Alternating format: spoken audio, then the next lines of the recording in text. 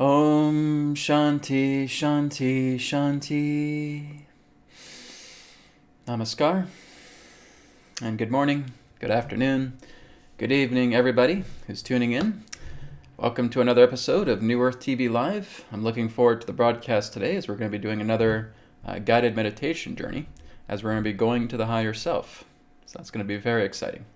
And we're also going to be doing some inner practices. We're going to do some distance healing requests as well too. Then we'll be going into some Q&A as well too. So if you guys do have some distance healing requests that you'd like to make sure you have that on standby, as well as some questions that you guys have. Make sure that's on standby as well too. But first and foremost, we're going to go ahead and start off with some announcements.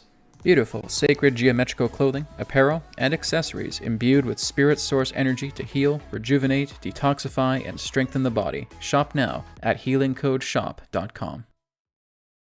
The latest revelation in alternative healing has arrived. The Healing Code Cards, a spiritual technology unlike anything else. Through the power of sacred geometry imbued with pure source energy, physical ailments can become eliminated and detoxified from your body. 36 cards specifically designed to work on the major areas of the body, encouraging natural recovery and increased vitality. Working with the cards are easy, and their healing results are profound. Download our collection of free sample cards so you can experience results for yourself. And don't forget to view our customer testimonials. Our printed Healing Code card deck is available now with shipping available worldwide. Visit our website at healingcodecards.com. Okay, I heard that there may not have been any sound in the advertisements, so sorry about that, guys. I'm not too sure what's up there. Might just be some bugs within my program or something like that. I had that yesterday because some of the internet was kind of fluctuating yesterday when I was on New Earth Insights, so I'm not sure. There's some interesting little bugs going around. So anyways, as long as you guys can hear me through the microphone, then we're good. Anyways, I play those commercials all the time, so I'm pretty sure you guys know the gist of it by now. So anyways, let's go ahead and move on. So private sessions are available, 15-minute, 30-minute, and 45-minute sessions, okay, and 3-question email sessions done offline are also available.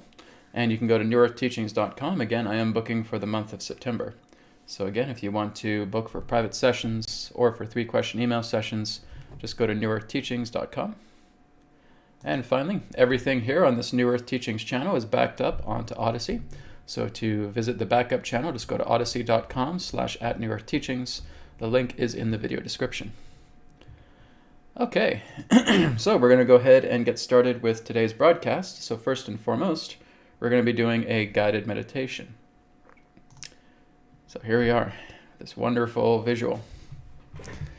So all I want you guys to do is just get yourselves nice and relaxed, nice and comfortable. If you guys want to go ahead and lay down for this, right? If you have a couch nearby or a bed nearby, you want to lay down for this meditation, you can certainly do that. Or you can simply sit, that's fine too. So, just take a moment now, you can kind of just tune into the visual here, as we're going to be going directly to the higher self through this guided meditation today. So with your body nice and relaxed, right? If you're laying down on the bed, very good. If you're sitting in a chair, just making sure your spine is nice and erect, making sure your neck is nice and straight as well too. Go ahead now and close your eyes. And we're just going to start off with some deep breathing. So taking a deep breath into the nose, out to the mouth.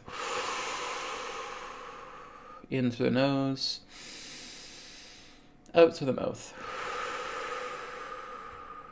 One more time, breathing in through the nose, and out to the mouth.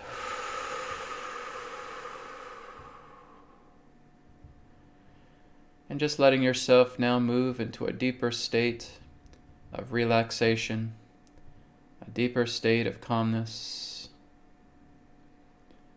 And with your eyes closed, just seeing void all around you, 360 degrees, in front, beside, behind, and even above and below.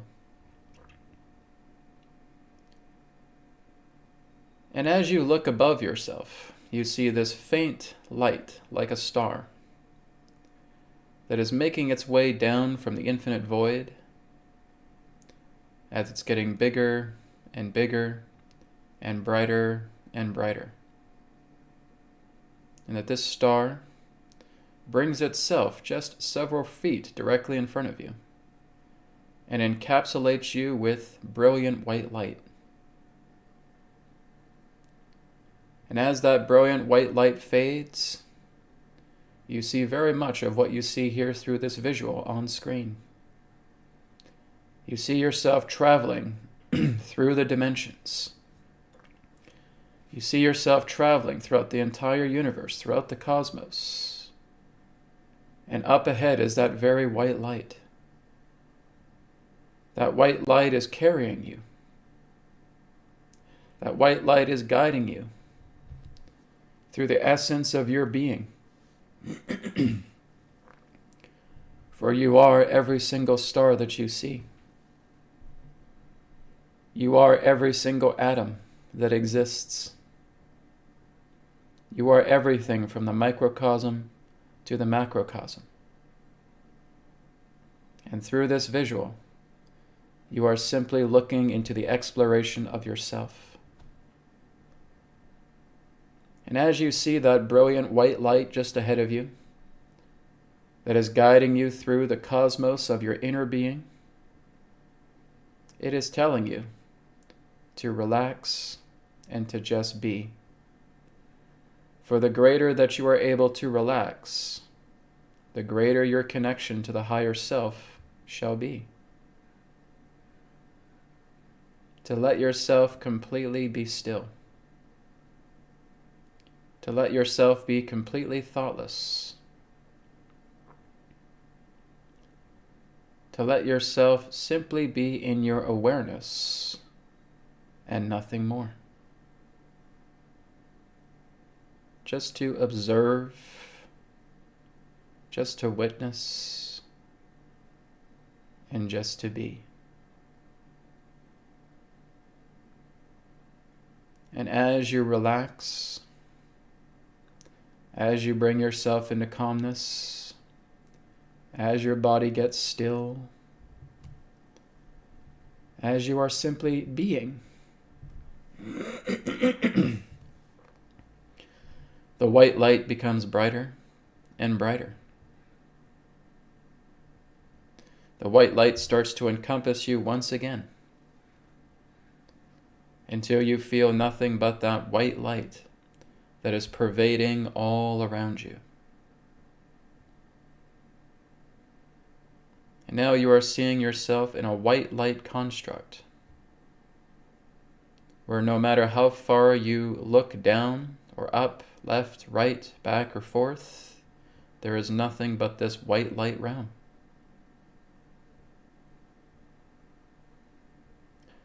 And there is a figure coming out of the white light, directly ahead of you.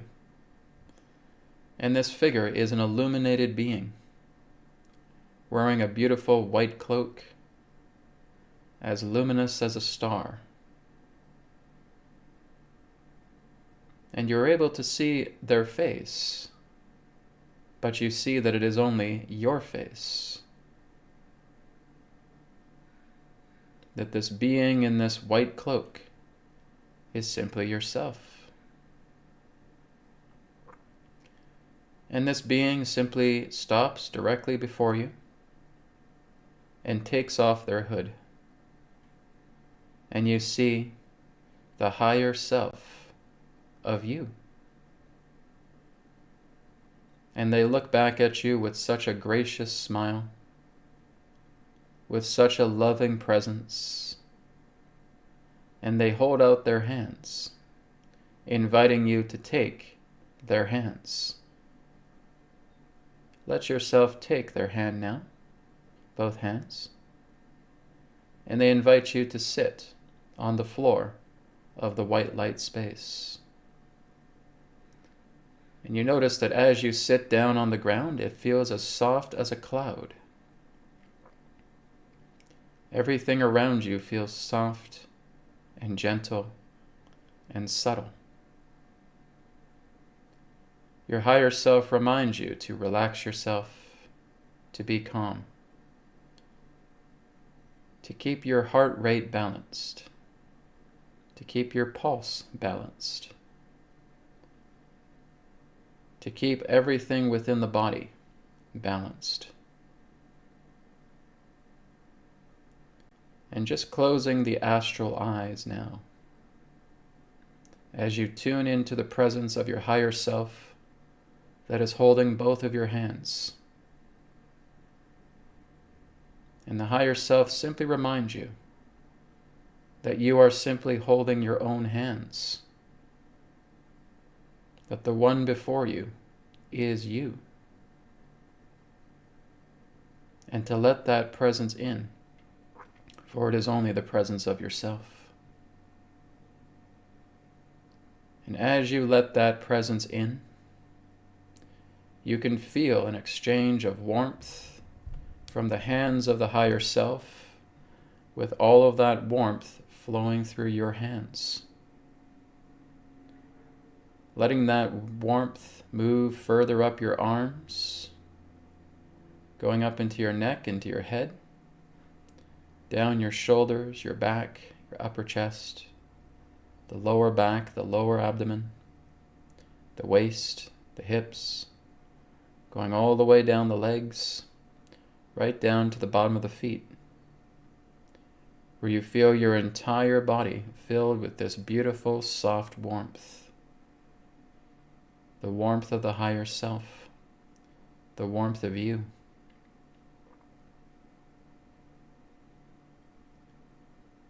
And as you feel this beautiful warmth within yourself, you can feel that there is a swirling of energy flowing directly in the center of your chest. A swirling of energy moving counterclockwise.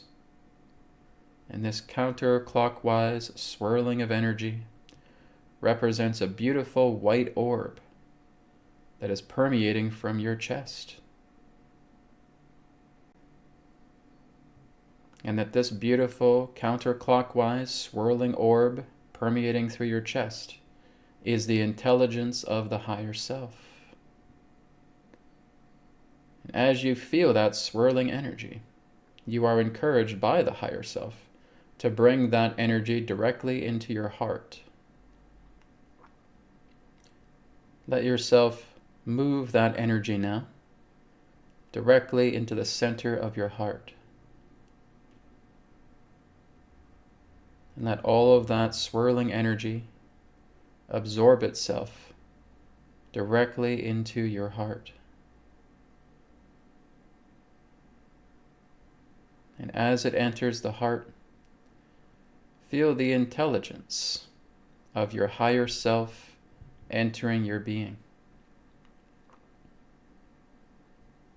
That you are integrating the pure divine intelligence of the higher self into your heart, into yourself, into your being. And that the higher self now releases their hands from yours and just encourages you to place your hands upon the center of your heart. And just to feel that intelligent energy, that intelligent consciousness that now resides within your heart, as the higher self reminds you, now I am one with you. For wherever you wish to find me, I reside within your heart. For I am you. And the higher self encourages you now to bring your attention inside the heart and just see that swirling of energy there. And that swirling of energy is the essence of the divine intelligence of your higher self. And just let yourself feel that swirling energy flowing within the heart. And it is for you to know that that intelligence is responsive to you. And that you can now take this time to ask any questions, to have a conversation with the higher self. Therefore, we will have 2 minutes of silence so that you can begin this conversation or questioning of the higher self, to which the higher self will respond to you. Let us have now this 2 minutes of silence.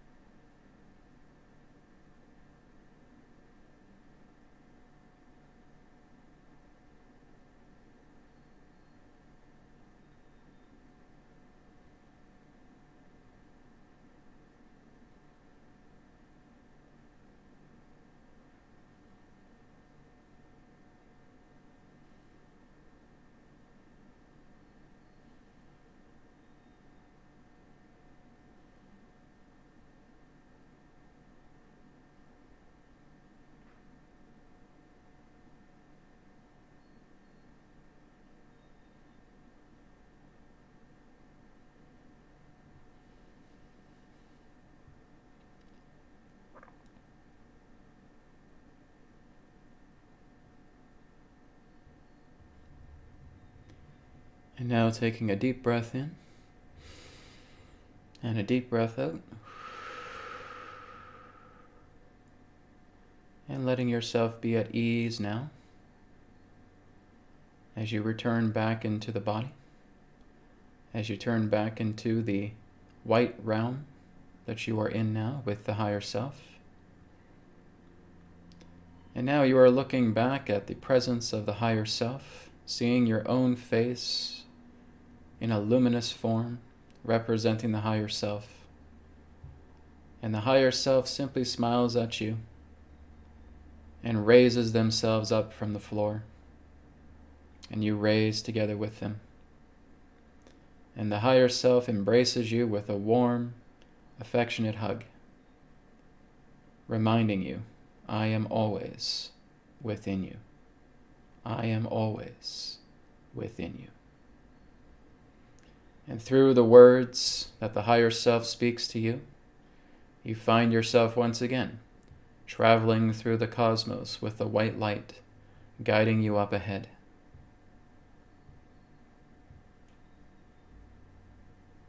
And during this time, you are recalling and recollecting everything that you have experienced through the conversation and or inquiries that you have had with your higher self.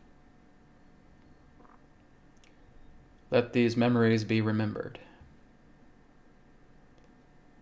As you now bring yourself into the wholeness of the white light, and it now brings you back into void.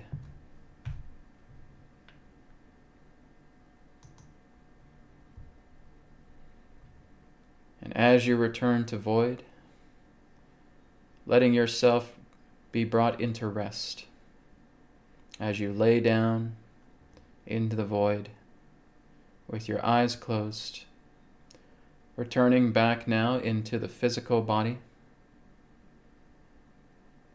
very slowly and very gently, as you bring yourself and grounding yourself back into the physical body, letting yourself give very, very gentle and subtle movements to the physical body. Slowly moving the toes, slowly moving the fingers, slowly rotating the wrists, maybe slowly moving the facial muscles,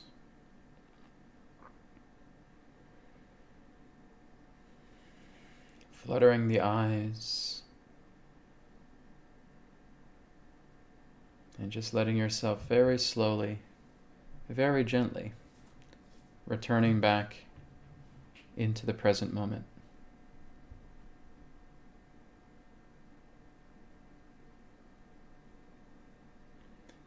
And when you are ready, you may return and come back into full awareness of the physical body.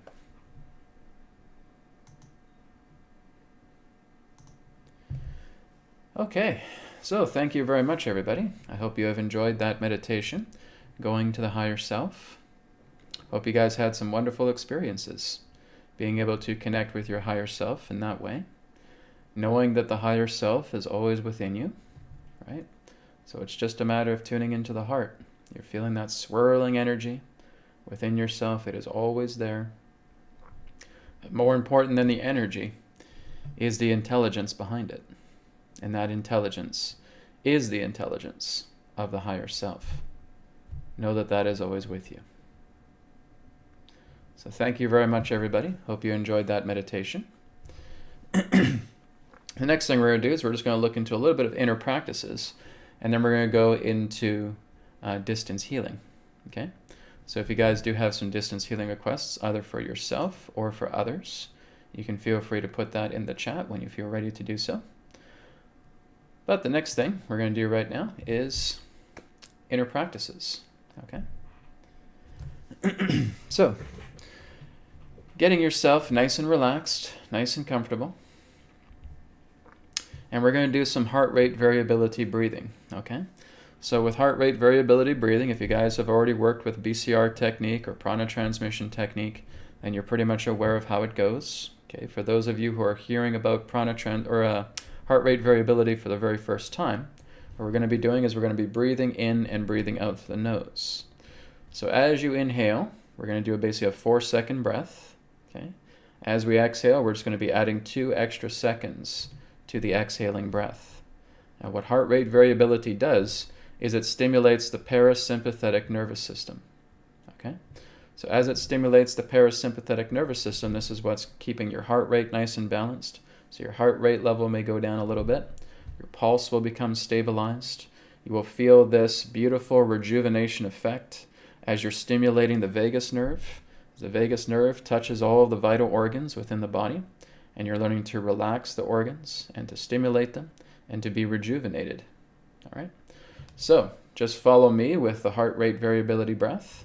Breathing in for 1, 2, 3, 4. Breathing out, 2, 3, 4, 5, 6. Inhale, 2, 3, 4. Exhale, 2, 3, 4, 5, 6. Inhale, 2, 3, 4.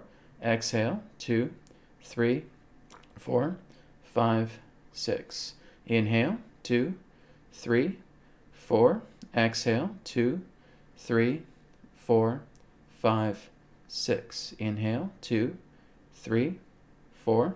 Exhale, 2, 3, 4, 5, 6. Inhale, 2, 3, 4. Exhale, 2, 3, 4, 5, 6. Inhale, 2, 3, 4. Exhale, 2, 3, 4, 5, 6. One more time. Inhale, 2, 3, 4. Exhale, 2, 3, 4, 5, 6. Relax.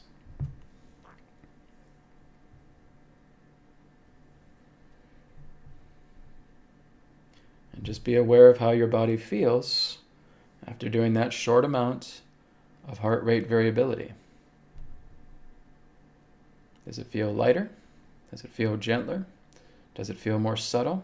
You feel more relaxed and calm? That's exactly what heart rate variability does for you. So the more that you're doing this, the more that you're benefiting your body.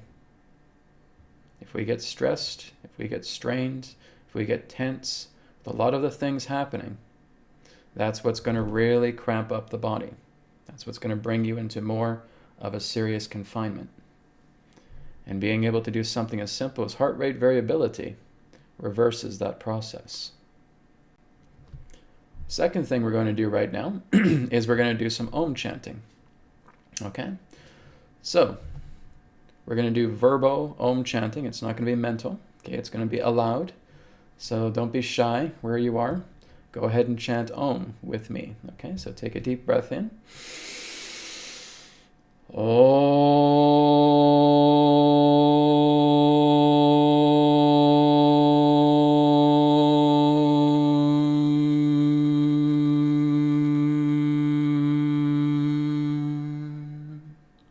Once again.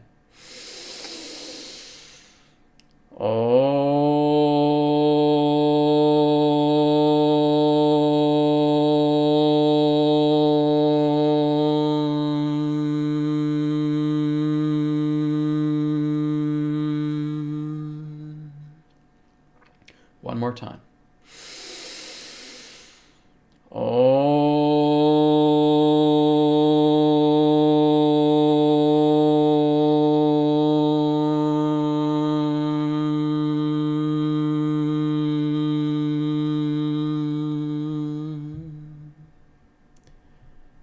And relax. I'm sure many of us are aware of the benefit of the Om chanting.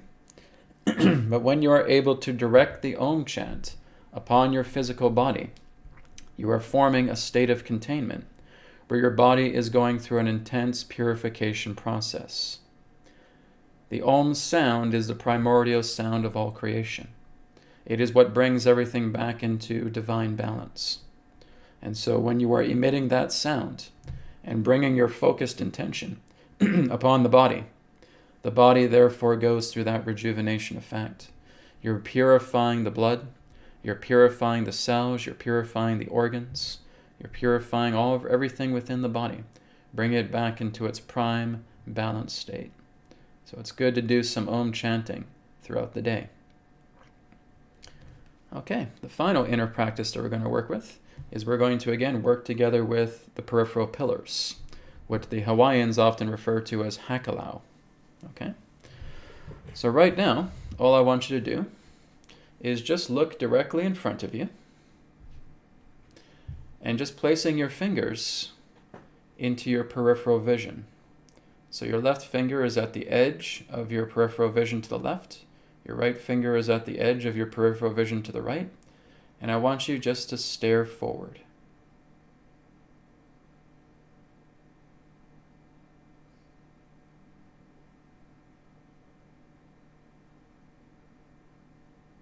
Just being aware of your peripherals as you're staring forward.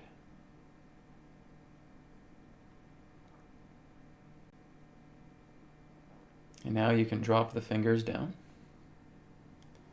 Now I want you just to bring your complete attention to your vision, to everything that you see. And again, you're just focusing much more on the peripherals rather than what you see here in the foveal vision. So just be aware of what you see now.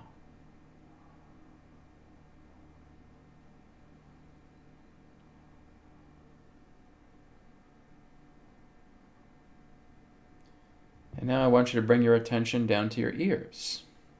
And I want you just to take in everything that you hear now.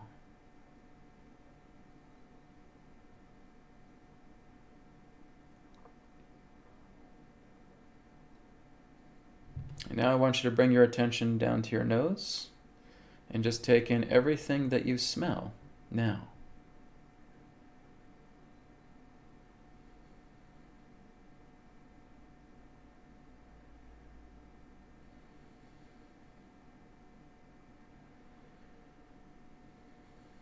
And now I want you to go down to your mouth and to your tongue and take in everything that you taste now.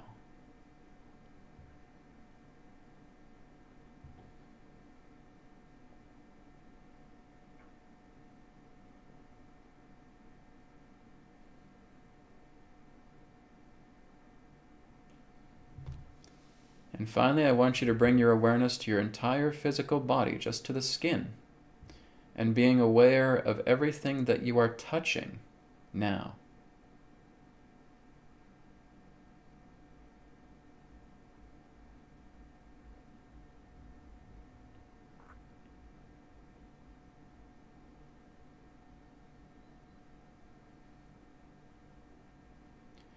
And now I want you to be aware of all 5 senses at the same time. Everything you see, hear, smell, taste, and touch, experiencing them all at once, now.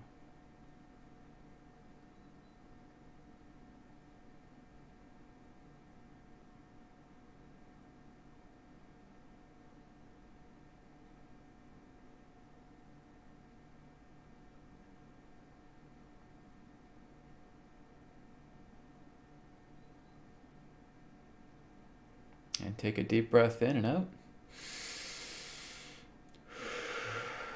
And relax. Okay. So what this is doing, this is helping you to be more present. This is helping you to be more aware, to being here and now in this moment.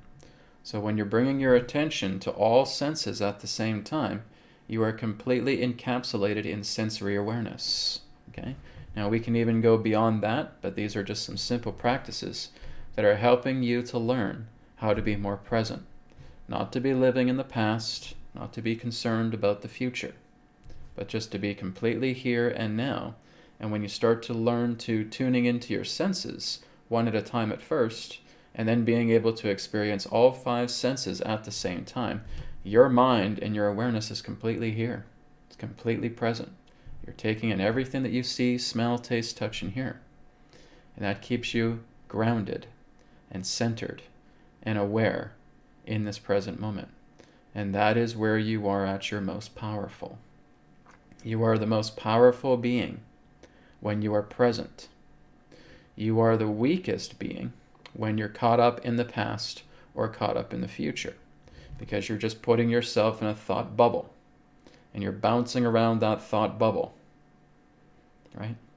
And with many other beings that go throughout the entire universe who know all these things about the nature of being present, and they see a human just encapsulating themselves in their bubble in their past and just bouncing around that bubble like it's a bouncy castle, they'll look at that human and saying, I think that human is temporarily insane. They're concerned about thoughts. What's up with that? So this again is where we're learning to get out of the thoughts, be present, be aware, be strong here and now. And that's what's going to enable you to heal everything, because you're calm, you're centered, you're relaxed, and you're stable. Most important, you're present. So that again is a very important tip that I want to leave you guys with as we conclude the inner practices portion of this webcast today, is just being aware completely, just being here and now, and like I said, just taking all of your senses at once and just be aware and just be present. Okay. Another thing we can do very simply is just follow the breath, right? So as we breathe in, we breathe out. We do heart rate variability, and we're just tracking the breath. We're being aware of it. That too is helping you to go into presence. I'm telling you this, guys, because this is going to help you tremendously. Your worries don't help you. Your concerns and your problems don't help you. They are a hindrance to you, and they are going to greatly affect your body and causing it problems and complications. By being here and now, that's your point of strength. That's going to help you to heal all of that. Okay? So thank you very much, everybody, for joining me with Inner Practices segment. So now we're going to go on into distance healing. Okay? So if you guys do have a request, a healing request, either for yourself or for someone you know, you can feel free to write that down for the chat, from the chat here. Okay? On the chat, I should say. Okay, so let me just go into live chat mode here. Let's change the window. Thank you very much, everybody. And here's something from Co-Creating. Co-Creating says, thanks, Brad. It's Jerry. Was wanting to highlight my username on Telegram for my soul tribe. I'm in Abbotsford. Welcome, Jerry. Thanks for being here. I've met you before, so thanks for being here today. Okay. So just going down the list here. Okay, here's one here from Nance here. Nance here, I like the name. So Nance here says, healing for Lou's angel, recovering from a traumatic surgery. Okay, very good. So I will work with Lou's angel. I'll be connecting with her higher self, and we'll be going in and clearing away any complications that she's going through. Okay, and Nance, if you want to help out in the background, if anybody else wants to send love in the background, you're more than welcome to. Okay, so I'm just going to be taking a moment now, calling in Lou's angels, higher self, to be present with me. All right.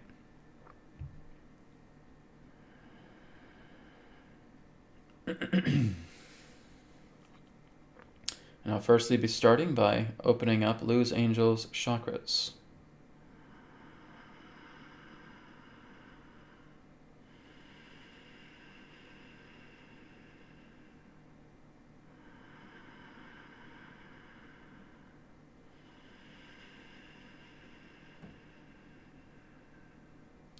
Okay, her chakras are now open. I will now be connecting with Spirit. Divine Mother God, I ask for your forgiveness and assistance for Lou's angel to clear away any impurities, any karmic debris, any mistakes and errors of hers contained within her chakra centers, leaving this energy from her body, putting it into the heart of Spirit to be purified and forgiven in totality. Apply. Divine Mother God, I ask for your forgiveness and assistance for Lou's angel to clear away, purge, and release any and all lethargic and hyperactive energies, stagnant energies, karmic debris, and impurities contained within her nadi channels, that being the Ida, the Pingala, and the Sushumna, releasing all of that debris from her body into the heart of Spirit, to be purified and forgiven in totality. Apply. Okay, I will just be taking a moment now with Luz.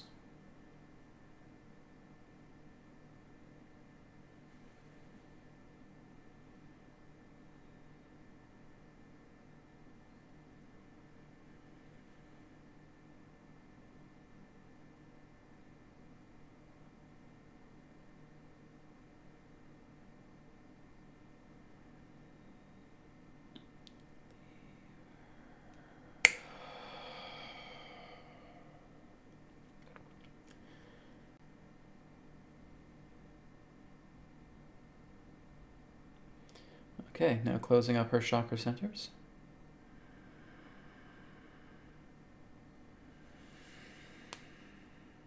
Okay. Infinite love and blessings to Lou's angel. She is wonderful. She is pure. She is radiant. She is love. She is perfection. Love to you both. Thank you very much, Nance, for again bringing forward your friend to helping her out. Okay. Love and blessings to you both. Namaskar. Okay, very good. So let's go on to the next person. This one here is from George. George C. is asking, I ask for some healing. I was sick last night with nausea, migraine headache, and my body purging all night. I am totally wiped out this morning and very weak. Well, George, again, I have to thank you very much because George helped to put the timestamps together for yesterday's New Earth Insights, so I appreciate his assistance with that. So again, if everybody else here wants to offer some loving, healing energy to George in the background as well too, you are welcome. So George, I will now be connecting with you, okay? And firstly, we're just going to be opening up the chakra centers.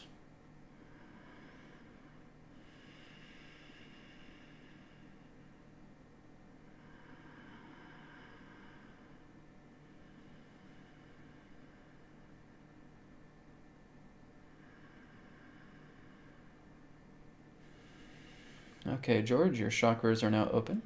I will be connecting with Spirit.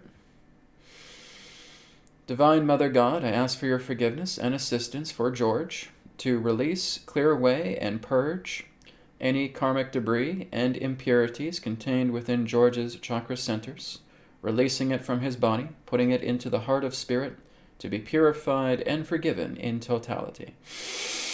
Apply.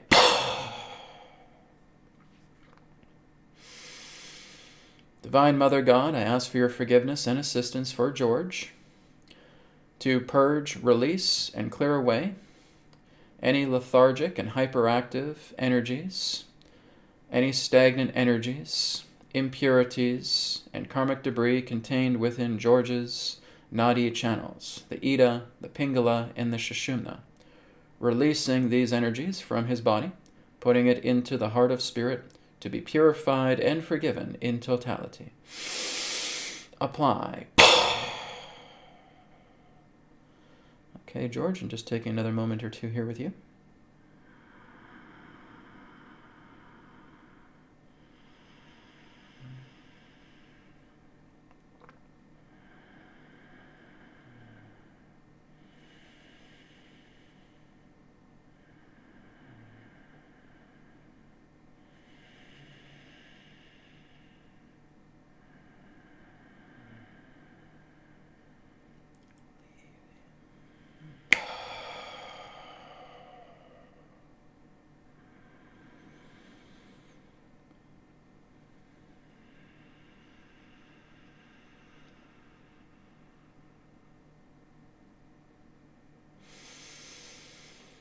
Okay, George, closing your chakras now.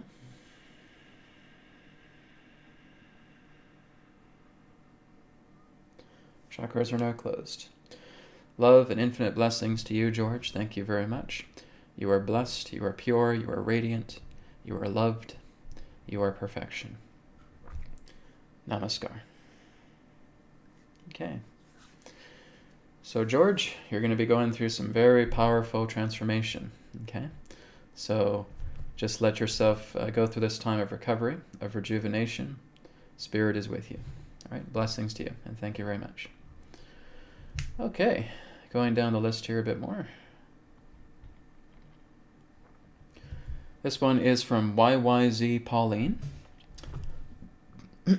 asking for my brother Stan, healing help with muscular degeneration and back pain. Okay, certainly. We'll work together with Stan. And so, Pauline, if you want to help out in the background, if anybody else wants to help out with Stan, you certainly can.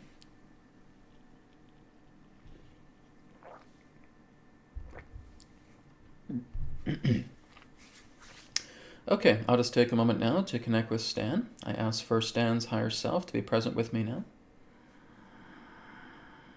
Okay, his higher self is present with me. And now we'll be opening up Stan's chakra centers.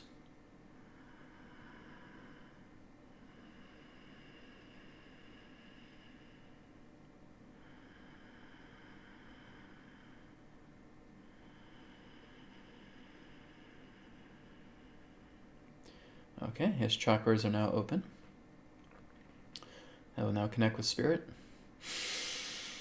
Divine Mother God, I ask for your forgiveness and assistance for Stan to clear away any karmic debris and impurities contained within his chakra centers, releasing this energy from his body, putting it into the heart of Spirit to be purified and forgiven in totality.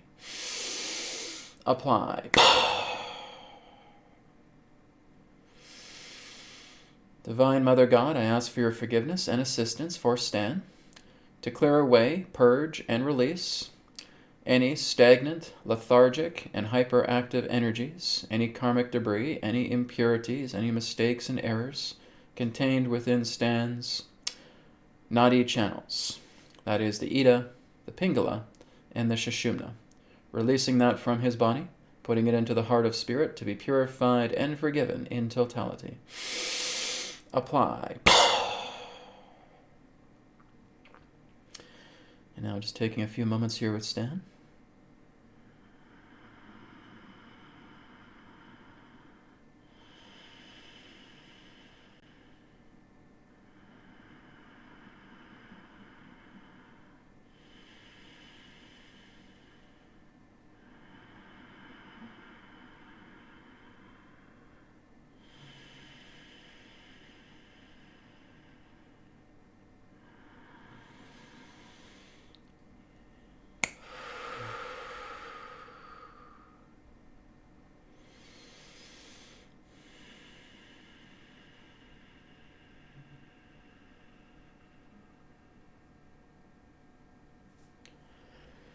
Infinite blessings to Stan. Stan, you are radiant, you are divine, you are pure, you are loved, you are perfection. Namaskar. Okay. So thank you very much, Pauline. Okay, you can keep an eye on your brother Stan. Okay, he's going to be going through some very powerful shifts, powerful changes here very, very shortly. Okay. Blessings to you both. Thank you very much. Okay. I'm going to go down the list some more here. Okay, this one here is from Petra. Petra says, healing request for my sister-in-law, Nicola, for her breast cancer. Okay, so Petra, again, if you want to join in the background as well as everybody else. Okay, so I will just take a moment now to connect with Petra's higher self, for Petra's higher self to be present with me now. Okay, she is present. We're going to start off by opening up her chakras.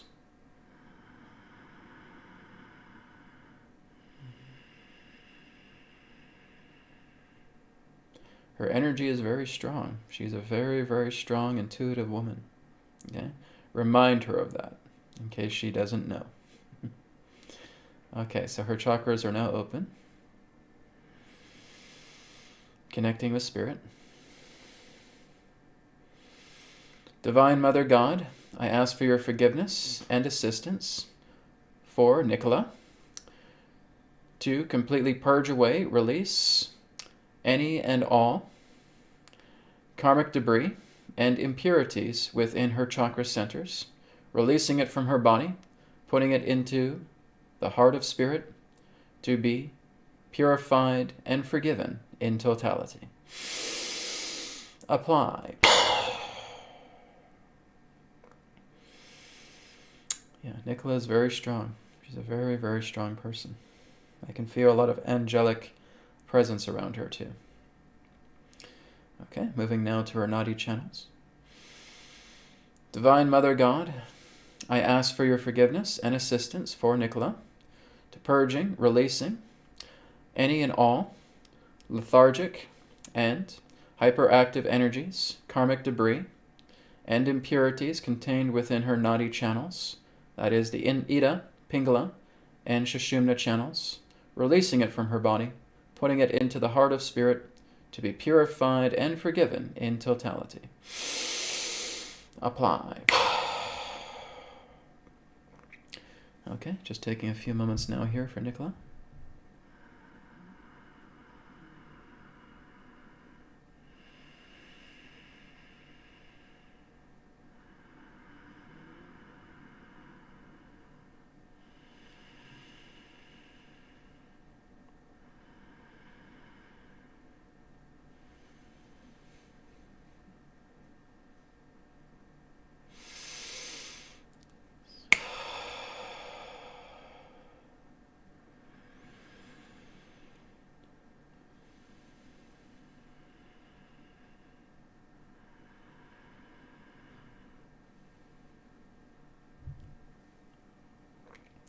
Infinite love and blessings to Nicola. You are divine, you are radiant, you are pure, you are perfection. She has a great deal of angelic presence around her. Very powerful energies that are helping her through this time. And her cancer will be completely dissolved. With love and blessings to you both, Namaskar.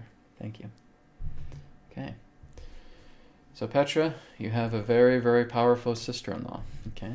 She has very, very strong energies around her. So with all of that energy that's working with her, this will not be a hindrance to her. She's going to be experiencing some very miraculous moments. Okay? Blessings to you both, and thank you. Okay, this one here is from Carrion. Carrion says, need healing for asthma. Okay. So Carrion, again, just a reminder that you are one of my students in Newer Students. Okay, George is as well too. So I want to remind you guys as well too, keep doing your healing practices, all right? I'm teaching you guys how to heal yourselves completely as newer students. So I'll do this for you now, but please remember, keep working with the practices that you are learning through newer students, okay? Very important. All right, so we're going to work with the healing asthma for Carrion. So Carrion, firstly, I will go ahead and connect with your chakra centers. Opening up your chakras.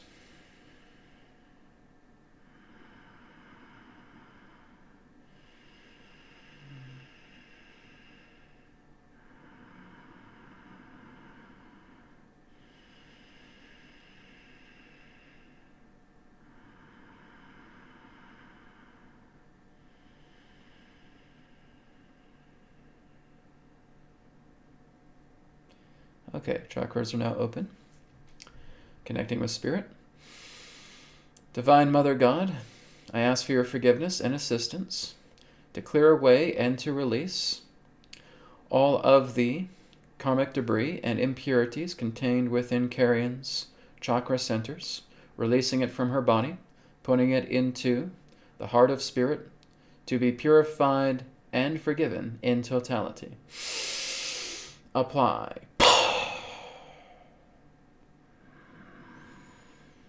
Okay. So I will now connect with your Nadi channels, Carrion.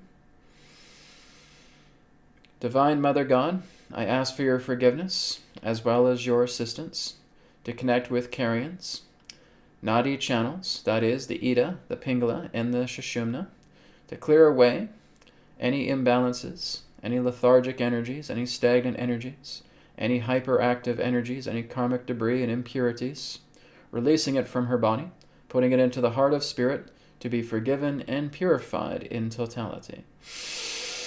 Apply.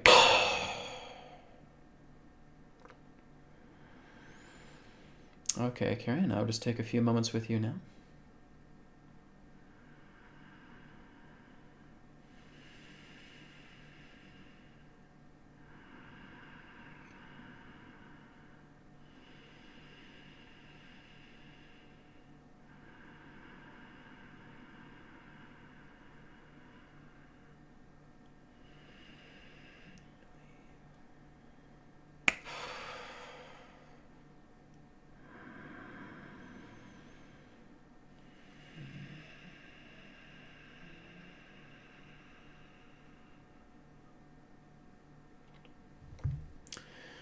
Karen, you are blessed, you are loved, you are pure, you are perfection. Infinite love and blessings to you. Thank you very much. Okay?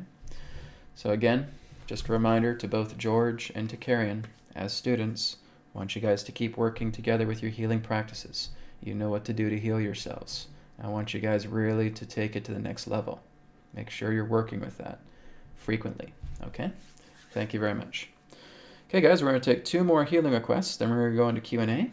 Okay, so just 2 more healing requests, then Q&A. So again, if you guys have questions available or questions ready, just put it on the chat. I'll be getting to your questions here momentarily. Okay. So this one here is from Yun Mun. Hope I'm pronouncing your name right. I need healing for muscular degeneration. Thank you. Okay, so Yun, I'll just refer to you as Yun. Just getting yourself nice and comfortable, nice and relaxed. I'm going to firstly open up your chakras.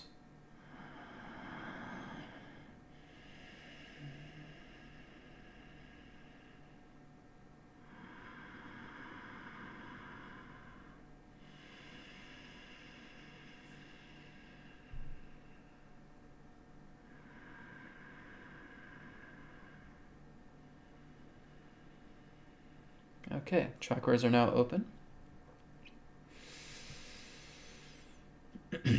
Divine Mother God, I ask for your forgiveness and assistance for Yun to clear away, release, and purge any impurities and karmic debris contained within her chakra centers, releasing it from her body, putting it into the heart of Spirit to be purified and forgiven in totality.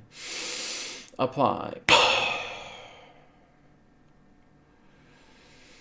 Divine Mother God, I ask for your forgiveness and assistance to clear away, release, and purge any impurities, karmic debris, lethargic energies, stagnancies, hyperactive energies, mistakes, and errors contained within the Nadi channels of Yun's body, that is, the Ida, the Pingala, and the Sushumna. Releasing this from her body, putting it into the heart of Spirit to be purified and forgiven in totality. Apply. Okay, I'll take a few moments with you now, Yun.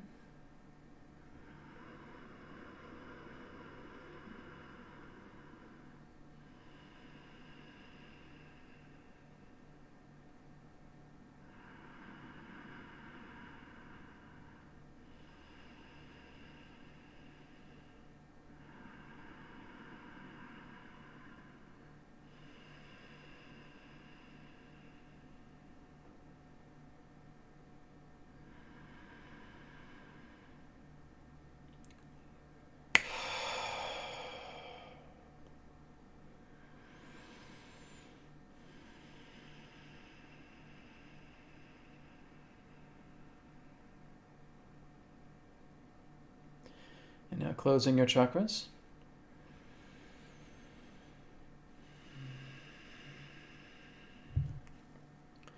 Yun, you are loved, you are blessed, you are pure, you are radiant, you are perfection. Infinite blessings to you, and thank you very much. Namaskar.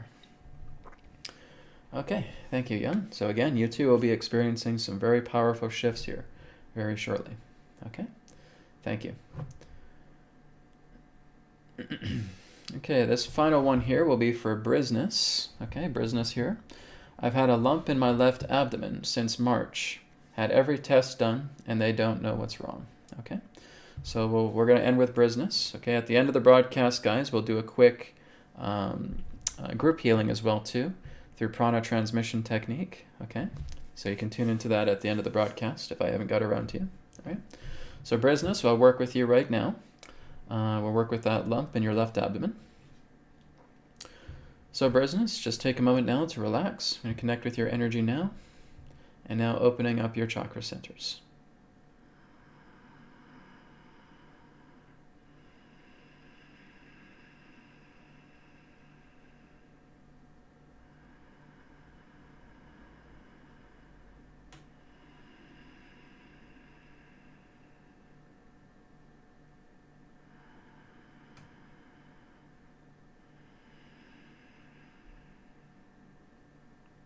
Okay, chakras are now open. Divine Mother God, I ask for your forgiveness and assistance for Brisness to clear away, purge, and release all karmic debris and impurities contained within her chakra centers, releasing it from her body, putting it into the heart of spirit, to be purified and forgiven in totality. Apply. Divine Mother God, I ask for your forgiveness and assistance for Brisness to completely clear away, purge, and release all lethargic, hyperactive, stagnant energies, impure energies, karmic debris within her nadi channels, that is the Ida, Pingala, and Sushumna, releasing it from her body, putting it into the heart of spirit to be purified and forgiven in totality. Apply. Okay, Brisness, I'll just take a few moments with you now.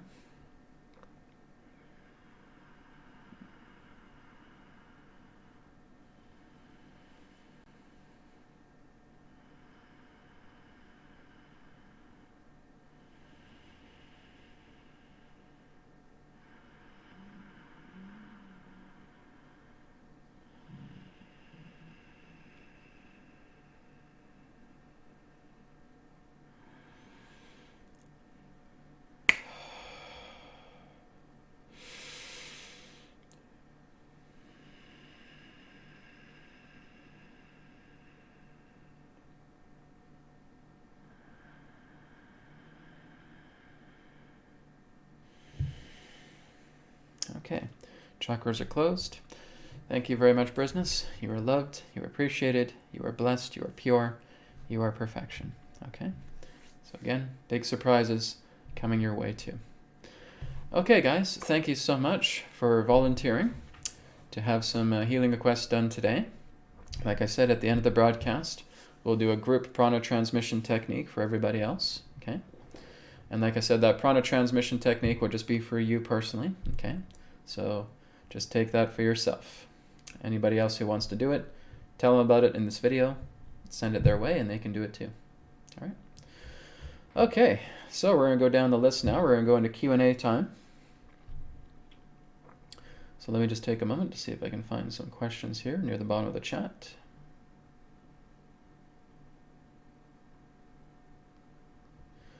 Okay, here's a question here from Sean Ryjak. Sean says, hi Brad, can you enlighten us on some details about the inner earth beings? Some details or descriptions of inner earth cities. Do you think we will ever have contact with them? Much appreciated. Well, I have personally had contacts with inner earth beings, and it's actually on my YouTube channel here, working with the beings known as the Delphi. Okay. Now, basically, I'm just going to talk about them because that's the one that I've had personal experiences with. This is ridiculous. YouTube's like, now would be a good time to insert ads. Screw you, YouTube. Not putting more ads up in In this, I want to talk about this. All right. Get this little blue sign saying that. Come on, put some ads up. Yeah, screw you. Okay, anyways, as I was saying, now I'm basically talking about the Delphi because I've had personal experiences with them, okay?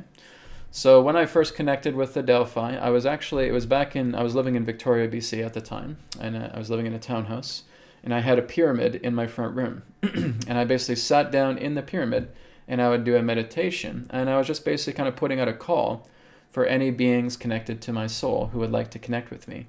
And I had this very, very powerful, vivid image come into my mind of kind of like an albino-looking human being, okay? He had very fine white hair. He had kind of pale red eyes. His skin was very, very pale complexion. And he had kind of like a white robe on as well, too. But his face was very kind of somber. It was kind of like this. Right? He wasn't smiling or anything of that nature. It's kind of like the idea that he was just kind of connecting with me because he was being urged to do so. So it's not like he really wanted to do it. But he basically revealed his name to me as Nefertitus. All right? And I communicated with him for a little bit, but I could just tell that his heart just wasn't really in it. I just felt like he was being encouraged to do this. I don't think he had too much appreciation for humans. Right? That was just kind of my feeling for him. He just didn't want to do this. He was basically being talked into doing it by his counterparts, so to speak. And I talked to him for a little bit of time, but he's like, yeah, I just don't want to be here. I just don't want to do this. Right? So he kind of retired his position, and his sister came to be the substitute. Okay, and she went by the name of Athena. Okay, and that's the person that I was basically talking to through empathic interfacing when I was doing it, when I was still doing channeling back in the day. And she was much more cheery. She was much more cheerful. She had a beautiful smile. She's just a wonderful, wonderful person. She actually liked humans as well, too. Basically, humans on the surface. I could tell from Nefertitus's perspective, he didn't like us. Okay, he really did not like any of us at all. I think he was very angry at humans, about how humans have been treating the earth and everything else. So there is some of those feelings with some of these inner earth being civilizations. Some of them don't like us at all. Okay, and even in the Delphi, some of that's true. It's not just Nefertitus. There's some others who really don't like us. Okay, they just think that we treat the earth very poorly. We don't even know how to connect with the godliness inside ourselves, and they basically just think we're immature like children. We spend so much time just arguing about trivial things. We make mountains out of molehills. We argue about pointless thoughts. We worry about all these things that are the very things that we're creating.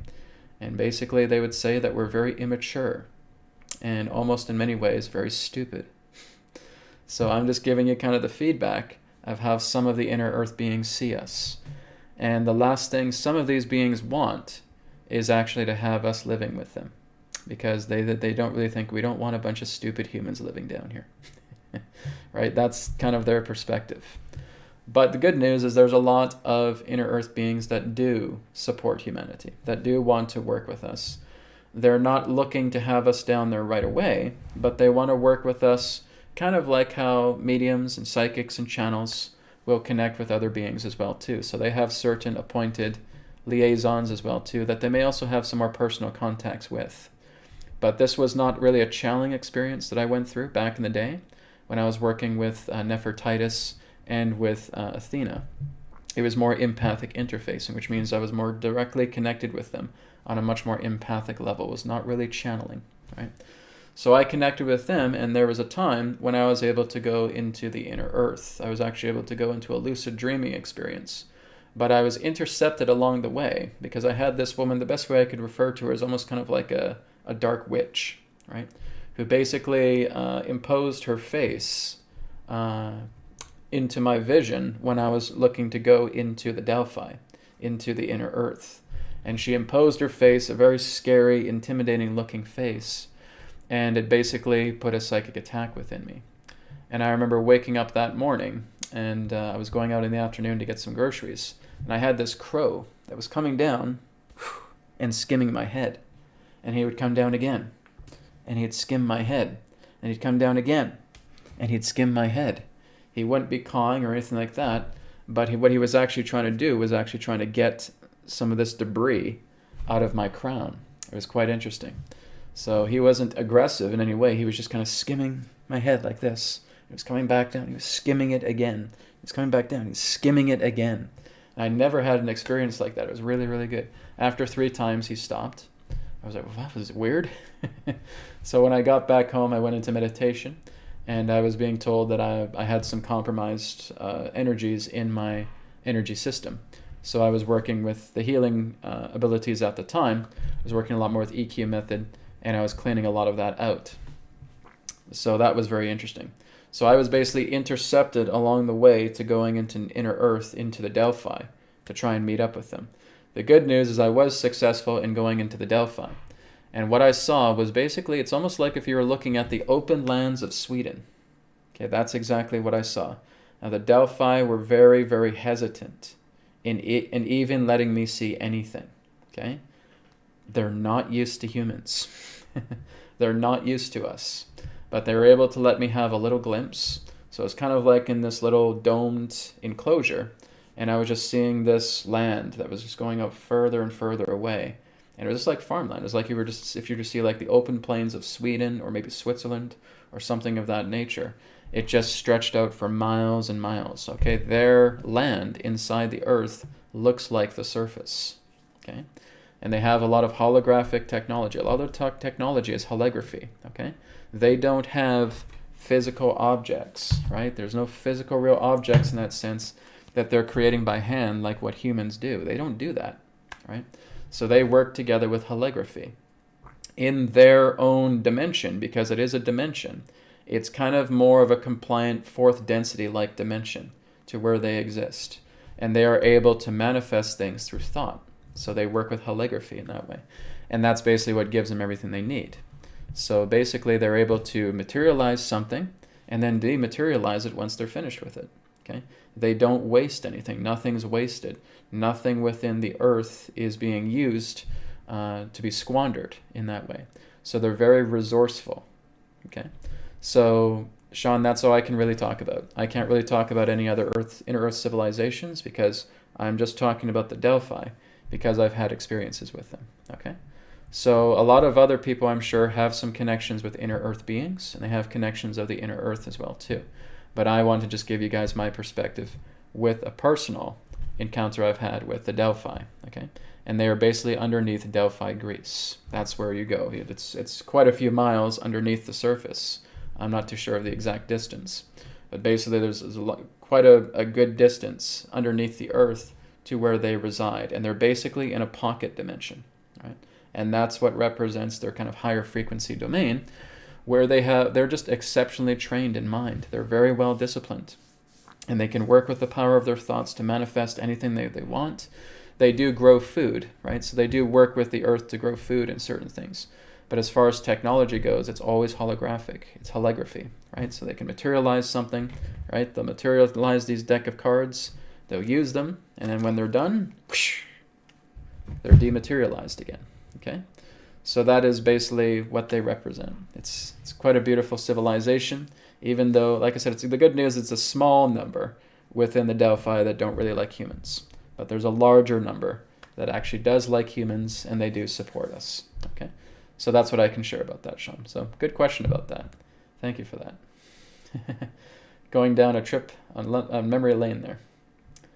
Okay. So thanks for your question. Let's go down here a little bit more.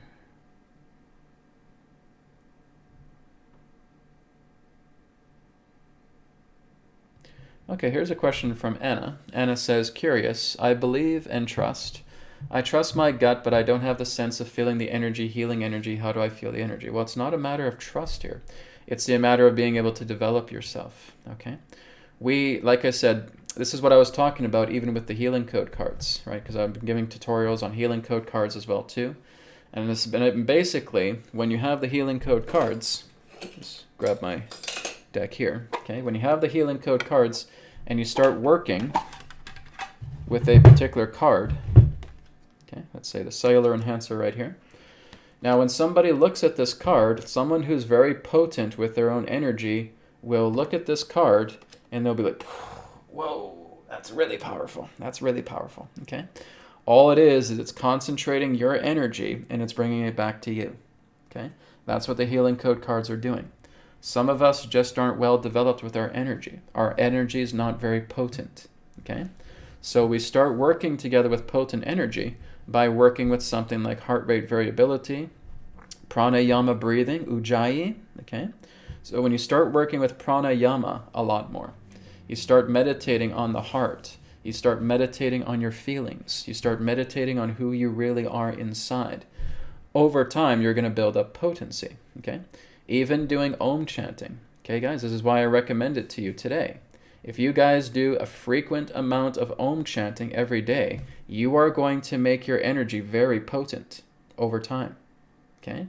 This is why, again, so many different cultures have praised the Om chant about how powerful it is. It makes your energy potent.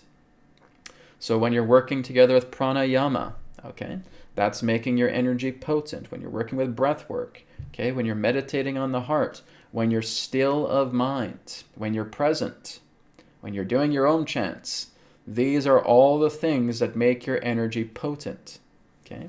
So when your energy gets potent, you're going to notice that you're opening yourself up like a door. So you're no longer concerned about saying, well, I believe and I trust. Well, that's not really the issue, Anna. It's not a question of whether you believe or you trust.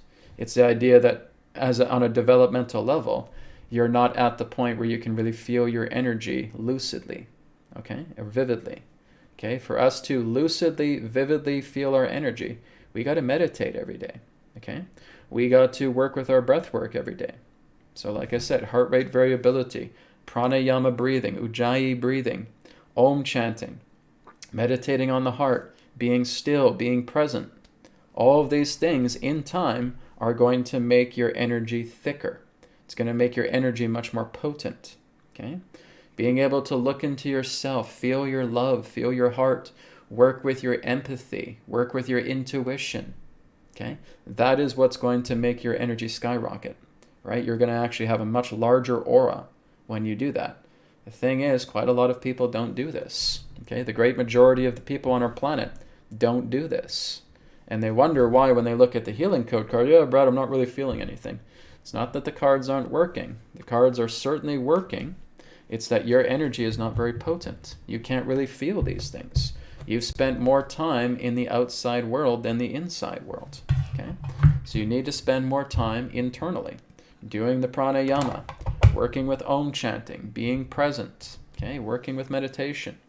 And as you start to do that, doing yoga, okay, that also helps. Do qigong, do tai chi. These things also help. That's really going to make your energy much more potent. As it becomes more potent, you're going to feel these things. Whoa, I feel this sensation inside me right now. It's nothing to do with my organs. It's just I'm feeling the wave of energy coming in. If I'm feeling someone sending me love, I feel it like ripples in the ocean. Okay, it's like somebody's underwater and they're just sending these pulses. Poof, poof, poof, poof. And they become waves. And you're underwater as well too. And you're literally feeling these waves hitting you. And they represent love vibrations. Okay, I was actually just experimenting with that last night. I was going into the astral realm. I can naturally go into the astral realm now, and without having to leave the body, and just being able to work with ripples of love energy. I was ricocheting it with an astral domain that I was creating, and I was letting those ripples come back to me, and I was feeling the intensity. My whole body just got like chills. It was a really, really amazing experience. It's like you're in a fluidic space that you create in the astral plane, and your heart is sending out pulse waves of love, and it ricochets back through the sphere, and it comes back to you, and you feel the intensity of the love that you were putting out. It's a really good practice, guys. It's a little advanced, okay? But it's a very good practice. What I will teach you guys down the road is I'll teach you how to go to the astral realm without having to leave your body, okay? It's quite an interesting thing. This is actually what I was doing for a few people when I was doing healing with them. Do you guys remember when I was saying I'm just going to have a few moments with them? Okay? I don't know if I should reveal my secret yet. No, I'm going to keep it a secret right now. I'll tell you guys in time about what I did. Okay? But basically, you just create this astral realm, this astral plane, while you're conscious in the body, and you just start sending out these pulses. Okay? And then these pulses start coming back to you, And this is really helping you to test the potency of your energy. You're able to know exactly just how strong your energy is. Another way is just have somebody with you, right? Think of somebody. And as you start to tune into their heart, you will start to feel their feelings. You'll start to feel their energies at the same time. Maybe somebody wants to send you healing, and you're tuning into that, and you're being aware of what you feel. Okay? These are all great ways just to bring more potency into your awareness. Okay? So making your energy a lot more potent. And now you don't have to worry about belief or trust or anything of that nature. It's good that you trust. That's fantastic. We want to trust. Okay? But that really doesn't have the credence pertaining to this. You want to broaden your energies. You want to make it thicker. You want to make it more potent through the exercises and methods I'm suggesting to you. Okay? Thank you very much for your question, Anna. Okay. Okay, here's a question here from Kim. Kim says, will the U.S. and any other country that may be doing so stop fluoridating the water supply? Brad, could you speak on what this does to us and our environment? Well, let's firstly take a look at the first question, okay? I'm pretty sure you guys already know what this does, okay? You don't need me to tell you, okay? A lot of you guys have done research into fluoride, okay? You know what it does, so I don't really need to spend too much time doing that. So with all respect, Kim, look into some research with that. You don't need me to tell you what fluoride does to you, okay? You know it's bad. So let's just stick with the first question here.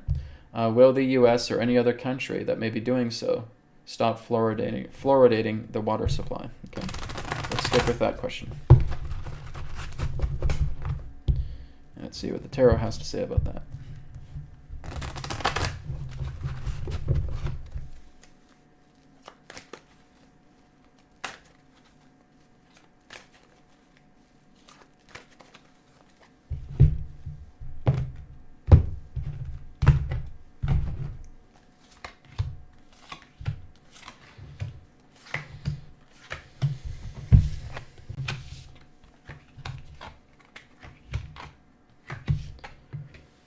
Okay, so there has actually been some preparations in store to actually prevent that from happening. Now, it's going to be an ongoing process because the troublemakers who have been doing it are looking to get out of the way. That's currently happening. They're basically hunting down a lot of the people who have been spiking the water supply and basically focusing on the United States, but I would say that this would be the same for any other country that's doing it at the same time, okay? So the good news, it's going to be stopped here very, very soon, the whole idea of fluoridation. And I believe they're also going to be introducing some new technologies to help cleaning up the water, okay? So this is showing, again, a unification happening, a completion surrounding the end of that particular spiking of water supply, right? So there's going to be some work done. It's going to take a little bit more time, but in the near future, we're going to see it completely turn around, okay? So my feeling is there may bring in some purifiers, some water purification, and technology, and helping to clear away a lot of the water supply areas in the United States, for example, to clean it up. It's going to take a little bit more time, okay? But it certainly is already being worked on. The people who have been the troublemakers, who have been spiking the water supply with fluoride, are basically already being processed and hunted down, okay? It's the same thing as I've talked about with chemtrails, okay? A lot of the factories, warehouses in that sense, laboratories that have been creating the chemtrail debris, or basically the chemicals or the chemtrails, have been apprehended. Okay, I've looked at that a couple times already through the tarot. The tarot is basically saying that the chemtrails really aren't a threat anymore. Even if you're seeing chemtrails in the sky, it's not a threat. Okay, and that would be the same for the majority of the entire planet. Okay, so I'm just giving you guys exactly what the tarot has told me. Okay, in regards to the chemtrails, it's not really a threat anymore. They've basically taken down a lot of the laboratories and factories that have been creating those things, and they're replacing it with something else. There's some other ingredients that are coming into the chemtrails right now that are actually going to reverse a lot of the damage to what the chemtrails have done before. So that's basically what's being shared. And again, I'm only telling you guys what the cards are telling me to share with you. Okay, and so the fluoride, it's going to be it's the people that are responsible for that are being hunted down. They're being processed, and then there's going to be technologies introduced here very soon that will help to turn that whole situation upside down, so that in the near future we will not have fluoridated water anymore. Okay, the water is going to get purified. So that's what I can share about that. That's what the cards are telling me. Okay, Thank you, Kim.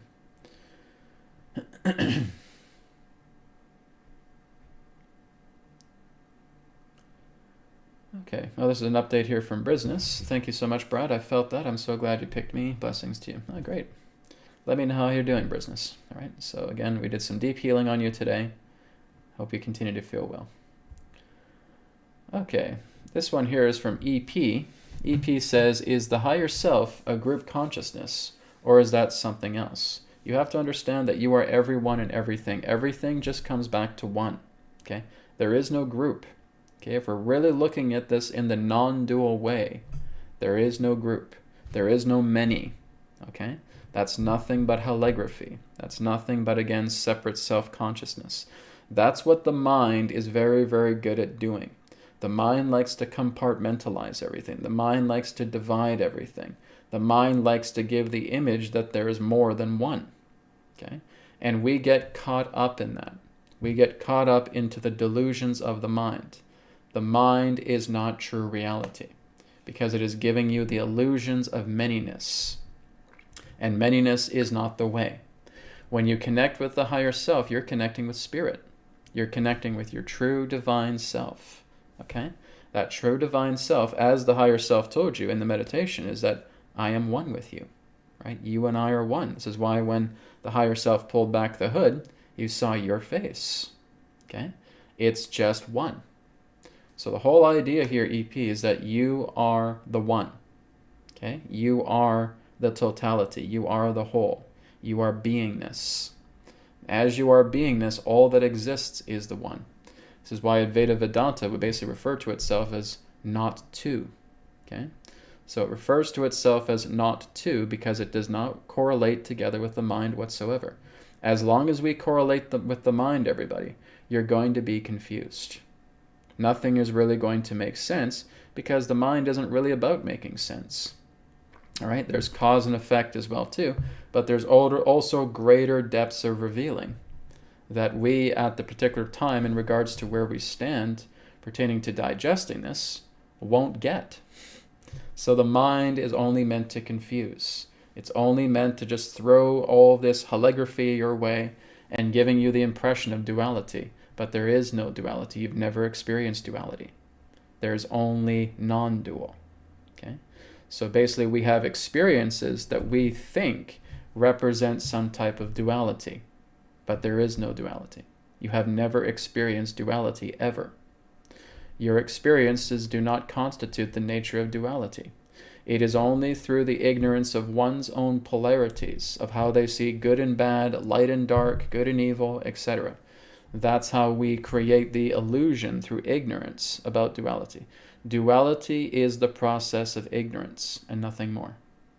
If you're living in duality, you're living in ignorance. Simple as that. It's only when you realize that the mind itself is nothing but these bundle of thoughts and emotions and experiences that when I finally let go of all that, all there is the static permanence of beingness. That's all there is. And you realize that you're the one. It's very much like what I've gone back with before, where I've talked about the single dot, right? That single dot that never moves. Okay, no matter where you turn, it's always there. It's never moving. It's just you moving your head, but the dot is always there. It by itself cannot move up, down, left, right, forward, or backward. Okay, it is always stationary. It is always static. But from that thought, from that dot, comes all thought, right? So if I was to basically blank myself out, everything representing matter, everything representing objects, everything representing the holography of the mind would converge back into that dot. And now there is complete and total nothingness. When I spark a thought again, a universe becomes born. But when I retract myself and I become still and there's no thought, it comes back into the dot. Well, that's the idea. So EP, you're the dot, right? There is no other.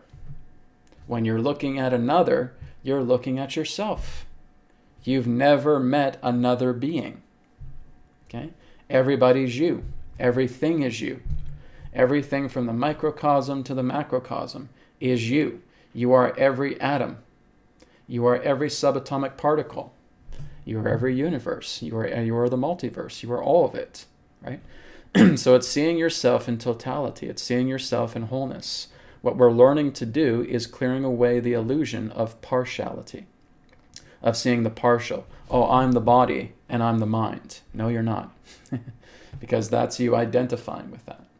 So when you start to realize I am not the body, I am not the mind, I'm clearing away those identity patterns. The one true identity is with totality. It is not with partiality.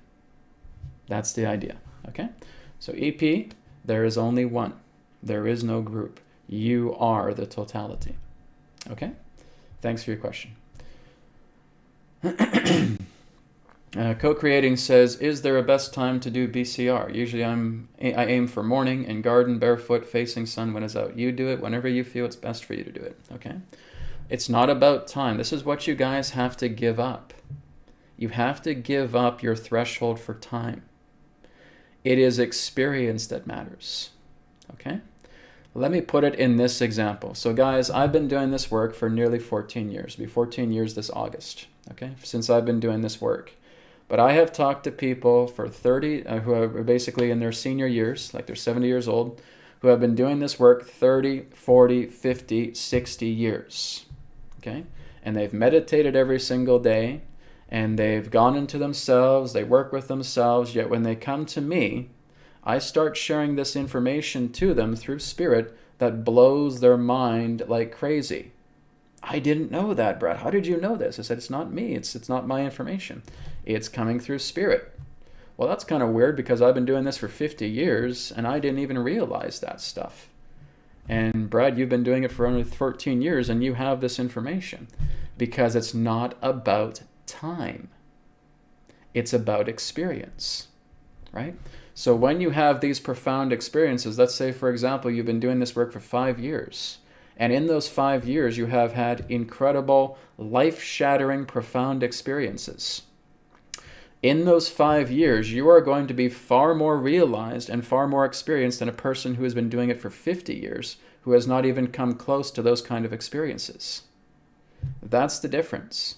Experience is what matters, not time. Okay? So when you're concerning about a time of day or for how long you should be meditating for or how long you should be doing these practices, you're missing the point.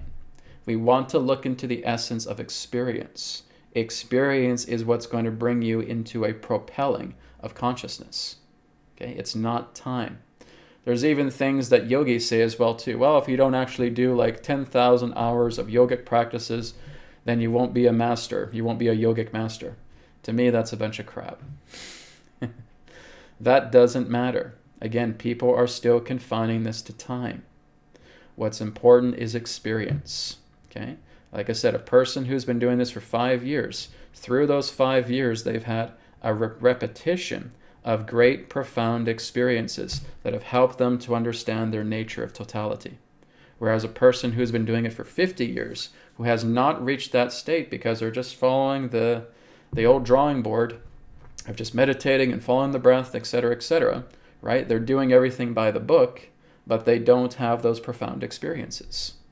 And so they're lagging, even though they've been doing it for 50 years. They have 45 years on you, but you're still ahead of them, right? Because you've gone through more profound experiences. You're thinking more outside the box. You're letting the experiences take you into grander journeys, into grander realizations. So co-creating, that's what matters the most. Look into the essence of experience and not time. Get out of time. That's nothing but mind stuff. Okay? Go into experience. That's what's going to propel you forward. All right? Thank you for your question.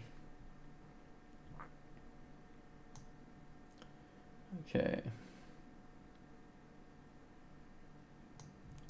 Okay, here's one from Lori Jean. Lori says, will California eventually clean out the bad energy and move towards the light force? Is it going to be a place that enlightened people can live in, or should they move to a more open environment? See, the problem is, Lori, you're still looking at the idea of enlightenment through a space, and that's a duality, okay? You want to look at humanity as a whole. So when you look at the nature of the earth, when humanity starts to evolve itself, it's not going to be centered on a particular location. If that was the case, I'd say, okay, everybody, I want you to pack your bags and I want you to go to Mount Kailash. Okay? Because that is the most powerful center on the planet. That is the crown. That's the Sahasrara of the earth, is Mount Kailash. So guys, I want you to pack up all your bags right now, and I want you to book flights, and I want you to go to Mount Kailash. Okay? And you just need to live there. It's like, Brad, no, I got things I got to do here. And exactly, you'd be right. No, that's not the idea. Okay? It's not about going to a powerful hub on the planet and thinking that you have to live there 100% because that's how humanity is going to evolve. It doesn't work that way. We have to look at humanity as a whole. We want to look at the entire earth. We want to look at brother, sister humanity as a whole, and knowing that this is all going to lead into greater states of evolution because, like I said, experience is what matters, not time nor location. Okay? So yes, California, along with the rest of the world as well too, is going to have this. Guys, I'm not in California. Okay, I'm in British Columbia. So because I'm not in California, that doesn't mean that my idea of experiences are going to be lacking. All right? So yes, of course, California is like a second home to me. I know that there's a lot of spiritual people in California. But like I said, let's look at Mount Kailash because that's even greater. Okay? And there's people that gather there all the time around Mount Kailash and have these powerful experiences. But that's not what's responsible for awakening all of humanity. It's our experiences, you see? So it's about working together with the entire planet. It's letting humanity as a whole grow and shift and evolve. If we're just constantly thinking, although only this small amount of people is going to grow and everybody else is going to go nowhere, well, then that's basically us robbing ourselves of the opportunity to teach others, right? We want to mix. We want to go into the entire collective of humanity, and we want to go to different places all over the planet, and we want to educate and we want to teach, okay? It's not about California. It's not about Mount Kailash. It's about the entire planet, and it's about entire humanity. And so this is where we're mixing around, and we're not going to say which, well, there's one country that's more evolved, and that's nonsense. No. If that was the case, I'd say, okay, guys, just go to India. Everybody just go to India because they're the most evolved civilization here on the planet, and you guys, the rest of you suck. So just go to India and evolve yourselves that way. No, that's not how it works. It's not about culture. It's not about civilization. It's not about ethnicity, right? It's about the totality of brother-sister humanity. We're all a mix, okay? So we got to give up these ideas of thinking that, this location is where you need to be. This location is going to be the forerunner and leading humanity. That's a bunch of nonsense, okay? Working together with humanity as a whole and coming together, no matter where you are in the world, is what's going to make the difference because of the experiences you have, all right? So that's what I can share about that. When we're looking at bad energy and clean energy, guys, like I said, that's you witnessing these things. So like I said, we have the ability to educate and tell people about bad energy and clean energy and all that stuff. Yes, there's rancid energy. There's energy that's very, very dense, and you're right. But we have the ability to clean that up. Okay, so this is why I say, as you work to heal yourself, you're going to become the most profound healer. So like I said in the previous video, the greatest healer is the one that heals themselves first. Because now they have all this experience. Now they've looked into all their traumas. Now they've looked into their rancid energy, and they've known how to clean it. And now they go out and they become these teachers because they have put themselves through the educational experience of cleaning themselves up. And now they go to God. And now they teach others about how this is done. This is my life, guys. To quote Mahatma Gandhi, my life is my message. Okay? It's the same thing with me. This is what I've been doing. This is why I've been documenting my progress here since 2011 on YouTube about everything that I've been going through, right? My life is my message. So therefore, as I'm going through all this, because a lot of my authority has come through my own self-experience, Spirit has been my guru. I have not had a physical teacher, ever, in regards to this work, right? I talked to some people, and I've looked into certain materials and so forth, but everything in regards to my own growth has always come through me. And so again, as you start to work together with your self-experience, and you know how to clean yourself up, and you know how to deal with bad energy or rancid energy in that way, because you've dealt it through yourself, that doesn't become a hindrance to you anymore. You know how to clean it. And now you can educate people as well, too, how to clean it. So let's not look so much into the idea of locations on the planet that may have rancid energy or good energy or clean energy. In fact, I would say the places that have rancid energy is where we need people like that the most to go ahead and clean it up. That's where you're needed the most. And like I said, there's places like that all over the planet. But we don't look at location, we don't look at time, we look at experience. Okay? Thank you, Laurie, for your question.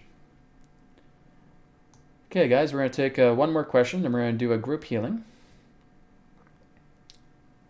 Okay, I think we'll end here with Roy's question here. Royce is the best trapper. Roy says, what is the relationship between higher density beings and physical nature? Say like a beautiful forest. Do those physical landmarks exist as non-physical across different densities and dimensions? Their essence does. So basically, if I was to give you, Roy, right now, a big dial. Here's a dial.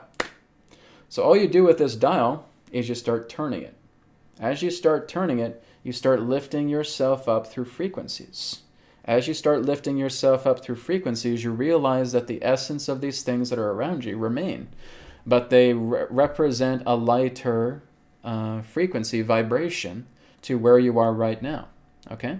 So here I am looking at my computer at my desk. I take this dial, I start turning it up, and the frequency starts to escalate. Okay? Everything around me starts to feel lighter, but I can still touch my microphone. I can still touch my screen. I can still touch my camera. I can touch my lamp over here. I can touch my bottle of water. Okay? But if I was to see a person who doesn't have that dial, I would have literally disappeared from that person's view. Okay? So let's say, for example, a friend of mine is sitting over at my couch. I have that dial. I turn the dial. And she's like, where's Brad going? What's going on? He's disappeared. It's like, I'm right here. I'm right here. I'm right here. Can't see me. Can't witness me. Can't perceive me at all. Because I've moved into a different dimensional frequency. So through that different dimensional frequency, everything that represents my surroundings remain. But in my dimension, I'm touching those particular objects that are coherent with my frequency. Okay? So I'm basically just coherent together with my frequency as I move up. As I move up into that higher frequency, I can still see what's below me. Okay? So I could still see my friend, but she can't see me. That's because I've moved up into a higher frequency. When you're moving up into a higher frequency, more perspective of depth is given to you. Right? So, for example, if you were to go into a forest with one of those dials, you start turning the dial and you start moving up the frequencies, you will actually see more of nature. So it's like I will see more of the objects around me. I may start to see them kind of like superimposed, or kind of like with ghost-like images around them as well too, because I'm moving into a higher frequency where more information pertaining to reality is revealed. So I'm going into a forest, I'm turning the dial, and now I'm seeing a lot more to nature than I could before. I'm seeing its aurora borealis. This is what I experienced when I went to fourth density Earth, right? I would see aurora borealis. I would hear the trees singing, right? I would touch the trees, and we could manipulate together and have like an entire orchestra of singing nature coming together. But you can't feel that in third density to where you're currently aligned. So the frequency that you're pushing up through the dial is helping you to get much more of a greater revealing of depth perception as you move up into a greater totality of dimension that's revealing more information to you. But again, with that person that's there who doesn't have that dial, to her perspective, I would have disappeared. I said, Brad teleported somewhere. I didn't teleport anywhere. I'm right here. I don't know where he went. He like vanished. He did like a Star Trek teleportation beam out thing. I don't know where he went. He's gone now. I'm not gone. I'm right here. Can't hear me because we're not on the same wavelength. I've gone into a dimension that she cannot perceive. And so again, I'm in that dimension where there's a lot more revealing of information. Like I said, I can still touch my screen, I can still touch my camera, I can still touch these things, but there's a lot more revealing. So I may actually start to feel waves of energy coming out of this device. I may actually start to see electromagnetic fields coming out of these devices right now, because I'm moving into a dimension that reveals more of that energy, reveals more of that perception. That's the idea. So, Roy, that's a very good question, right? So the relationship between higher density beings and physical nature, well, it's very much like the example I gave you with a friend of mine at the couch. When I have that dial, she can't see me, okay? So what does a higher density being do? Well, they kind of observe your wavelengths. They kind of wait till they're spiking up, because maybe you're doing a meditation, you're getting yourself calm, and you spike up, right? So your energy spikes up. And here they are, and they start to bring themselves down just a little bit until you are somewhat perceivable, or rather they are somewhat perceivable to you. So again, if this woman is in the forest meditating, and she's just really going high, she's getting high on love, she's feeling the love of the forest all around her, and her energy vibration is starting to spike. Now we have this higher density being, right, has one of those dials, okay, coming towards, they take that dial and they say, oh, I can come down a little bit. I can come down a little bit, and I can be somewhat coherent with her in the forest, just so she can see me, so I can say hello. And keep doing what you're doing, because you're doing a wonderful service for the forest. You're bringing your love into the forest. Thank you very much. And she sees this, like, whoa, what's that? And all of a sudden, that person jumps away. He just came in to deliver that message. Thank you for what you're doing. Your love energy is uplifting the forest. I very much appreciate it. Keep doing what you're doing. Gone. To her, it's like some magical situation. It's not magic at all. This is a dial. It's just me tuning in and out of frequencies. It's just me lifting my vibration. And then when I see a person getting pretty close to my vibration, I come down a little bit, and they are able to perceive me just for a short time, so I can deliver my message, then I crank my dial back up, and then I'm out of their perceptual range. Guys, that's all it is. We have all this mystical aspect pertaining to higher vibrational energies, like there's some type of mystical force, and they're not. There's a science to it, okay? It's vibrational science. It's being able to manipulate the mind to the degree where you can elevate your frequency up into higher domains, where you may become completely imperceivable to one who is completely native in that dimension. Because you're now moving up into higher dimensions, and you're able to see so much more information in these densities, in these dimensions. And that person, from that person's perspective, you've disappeared. You've vanished. It's like, I haven't disappeared at all. I'm right here. Okay? This is what happens when people leave their body, when they physically die. Right? Their family member goes, oh my God, what happened? His body's right here. And they're trying to get their attention. Like, hello, I'm right here. I'm right here. What are you freaking out about? Yeah, sure, my body's passed away, but I'm talking to you. And they can't hear you, because you've moved up into a higher frequency. You're in a different frequency to which they cannot perceive. But there are certain people who, again, have that natural ability to shift into different frequencies to therefore perceive you in some way. Okay? So that's really what it's about. It's the idea that higher density beings are, again, just beings that are living in different frequencies. We really share the same space, but it's the frequencies throughout that space that are, again, prolific, right? We have a variety of different frequencies that we can tune into, and that's all they're doing, right? We have other human beings and other alternate parallel realities that are cross-connecting with us every single day, but because they operate on a different frequency, we cannot perceive them. If someone was able to shift their frequency to come into our domain, you may see them, even if it's just temporary. Okay? All it is, guys, is vibrational science. There's nothing mystical about it. That's it. When we start getting more into into vibrational science, you will actually see scientists being able to demonstrate that. They will actually see them disappear in their laboratories and actually coming back I was able to go into a different dimension. I was able to look at a lot more things. This is when we start going more into quantum science, into vibrational science, and you will start moving into these different frequencies, and you'll see scientists demonstrate this. Say, guys, we got some technology here where you can actually start looking at different dimensions of the Earth. Sweet, get me one. Okay, and we got those big funky dials. I mean, you can start dialing ourselves up. We start shifting ourselves in these vibrations. It looks like someone's disappeared, but they haven't disappeared. They're just operating on a different frequency, and then they come back. We can do that technologically, okay? But that's moving much more into the quantum science realm. All right. Thank you, Roy, once again for your question. And so we're going to go ahead and conclude now.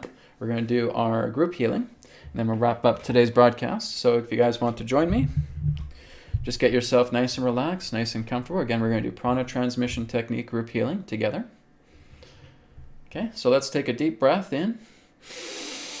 Deep breath out. And again, inhale. Exhale. One more time, inhale.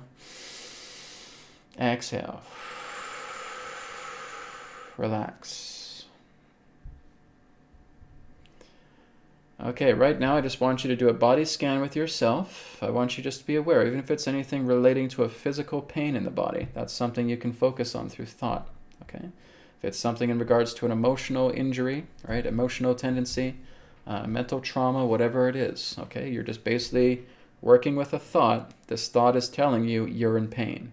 This thought is telling you you're sad because of this person, or you're sad because of this event, or you're angry because of this event, or you're angry because of this person, okay? It's all the thought is telling you.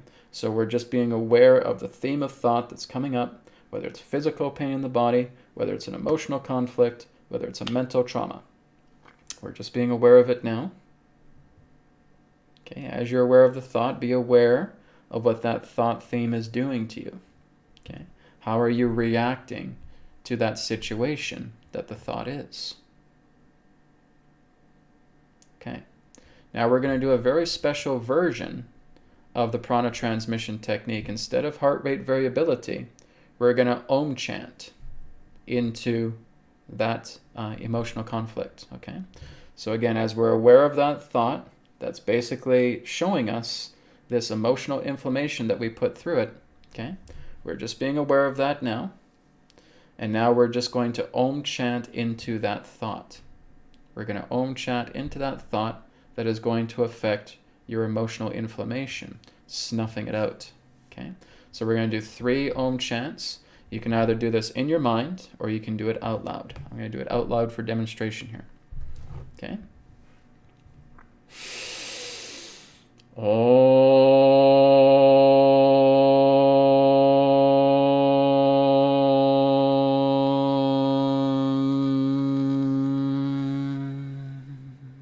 Once again.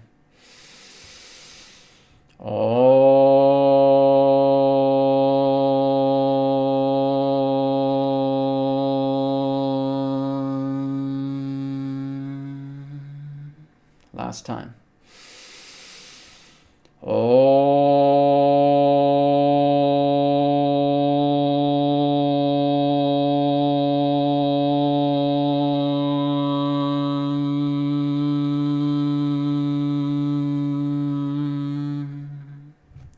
Relax. Tune into that thought now.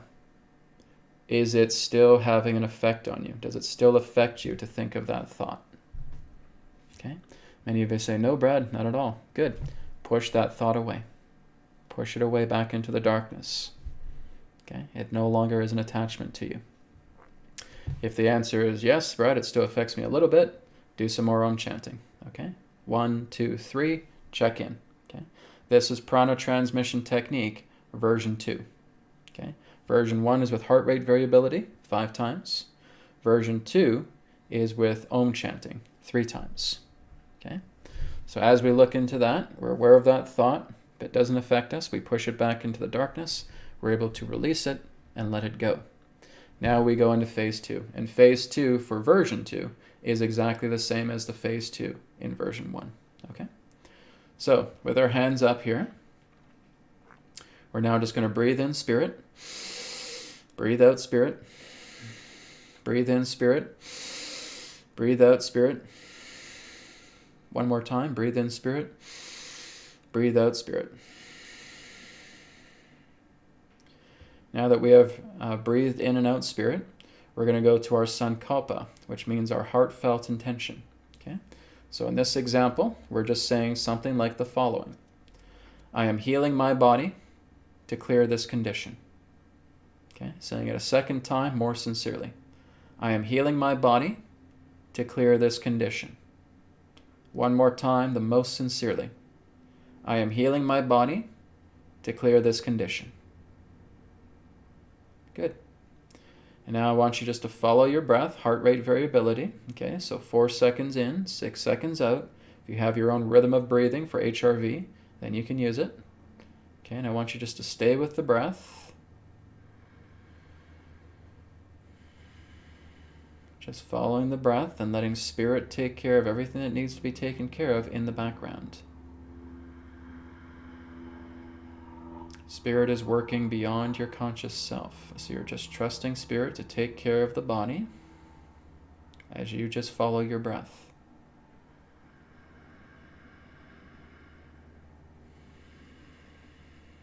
As you're just following heart rate variability.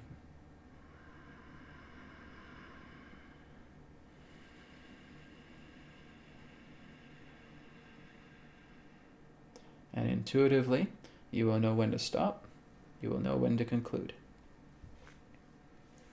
Take one last deep breath in and out. Namaskar. Okay. How are you guys feeling? So that's the second version. Now I'm going to do a video on the second version of prana transmission technique. My students already have the second version. I gave it to them earlier. So you guys will be having the second version here, which I'll probably be doing this weekend. Okay. So the next video to come will be prana transmission technique version 2 called Om Japa. Okay. That's exactly what we're doing. So like I said, you can do the Om chant out loud or you can do it in your mind. Whichever you prefer is fine. Okay. But all we're doing is we're directing that Om chant directly into that thought that is causing us to emotionally react to the thought in that way. The thought is the scenario. The thought is the event. Okay, it's an event of a person, it's an event of a situation, it's an event of a place, it's an event of a thing. Okay, so that's all we're doing. When we look at a thought, it's kind of like we're looking at a portal, right? We see that portal and we see that thing that we're reacting to, right? So if I basically say, okay guys, here's Joe Biden. All right, the claws come out. You probably want to tear them to shreds. So that's what we just want to be aware of, okay? We're emotionally reacting to that picture of Joe Biden, but now we're going to soften that. We're going to clear away all of that emotional reaction.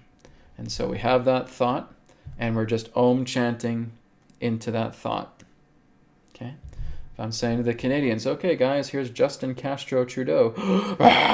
Right? Out come the claws again. We're emotionally reacting to that. So when we're emotionally reacting to the stimulation of thought, that's the thought we want to work with. Okay? And so we're putting the claws away. And then we're just doing the Om chanting. We're doing the Om Japa. Okay? So out loud or in your mind, either way is fine. Okay? After 3 Om chants, how are you feeling? I can look at Joe Biden. I don't feel anything. I don't feel anything. I've cleared away the emotional reaction. I've cleared away the emotional inflammation. Good. Push it away. Let him go. Here's Justin Trudeau. Here he is up here. I've done the Om chanting. How I feel? Oh, nothing. I have no feeling with him whatsoever. Great. Push it away. Let it go. Then we go into phase 2. We let spirit take care of the body while we're doing heart rate variability, and we're clean. Okay? So that's the whole idea, guys. You're not going to propel yourself if you have animosity towards anyone or anything. That's what you have to learn to let go of. That's how you become free. All right? Thank you guys very much for joining me today for New Earth TV Live. So again, look forward to the second version of prana transmission technique coming this weekend. And again, my love and infinite blessings to you all. Thank you very much. Om Shanti Shanti Shanti. Namaskar. And I'll speak to you again in another perspective of the now Be well. Thank you very much for checking out the New Earth Teachings YouTube channel. Feel free to like, comment, share, and subscribe. And you can check out the websites. You can order a private session, 3 questions by email, EQ method, and a lot more. And you can also check out healingcodecards.com, where you can grab your mind deck, your body deck, and of course the brand new Body Deck Special Edition. All of these are available in digital editions as well. And you can also get a shirt just like this through healingcodeshop.com, where you can experience the healing codes in apparel form. So feel free to check out these websites. Thank you so much, and I'll speak to you again in the next video. Be well.